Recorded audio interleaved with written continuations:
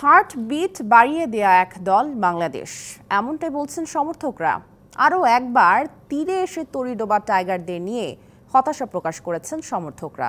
তবে পরের 2 ম্যাচে ভালো ক্রিকেট খেলে সুপার 8-এ যাবে দল, বিশ্বাস সাপোর্টারদের।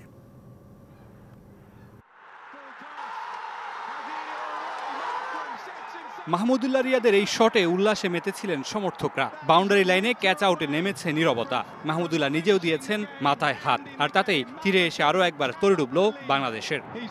হতাশ হয়েছেন সমর্থকরা। তবে শ্রীলঙ্কার বিপক্ষে জয়ের পর দক্ষিণ আফ্রিকার বিপক্ষে লড়াই করা বাংলাদেশ দলকে নিয়ে মিশ্র প্রতিক্রিয়া জানিয়েছেন সমর্থকরা।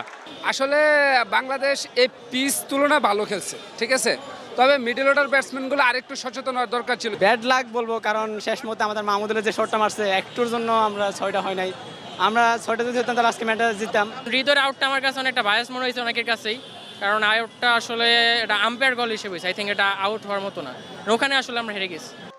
ফ্রিজ কিনে অনেকের মতো আপনিও হয়ে যেতে পারেন মিলেনিয়াল সেরা পণ্যের সেরা অফার। অনেকেই আবার ঝেড়েছেন ক্ষোভ। বাংলাদেশ দলকে আখ্যা দিয়েছেন হার্টবিট বাড়িয়ে দেয়া দল নামে।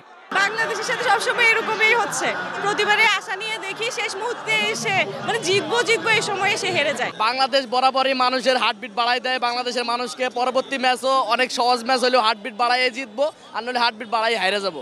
তবে এখনও স্বপ্ন দেখেন সমর্থকরা। পরের 2 ম্যাচ জিতে সুপার 8-এ যাবে টাইগাররা, বিশ্বাস করেন মনে প্রাণে। কিছুদিন আগে যেই ধরনের ক্রিকেট খেলেছে তার থেকে যথেষ্ট উন্নতি ঘটেছে, বাট এরকম পজিটিভ ক্রিকেট যদি খেলতে পারে ফ্যানরা আসলে এটাই চায়, হার জিত থাকবেই। ভালো খেলেছে শেষ পর্যায়ে। মাহমুদুল্লাহ যে 6টা মারছিল তো 6 ক্যাচটা ধরার কথা না, সোজা স্টেট মারছে, তো ব্যাড লাক বাংলাদেশের লেগে। আরও একবার শেষে গিয়ে হেরেছে ম্যাচটা বাংলাদেশ। তবে হতাশ হননি সমর্থকরা, আশায় বুক বাঁধছেন যেরকম ক্রিকেট খেলছে টাইগাররা সামনের 2 ম্যাচে জয় নিয়ে সুপার 8-এ যাবেন নাজমুল শান্তর দল। Mamunur Rashid, DBC news, Dhaka.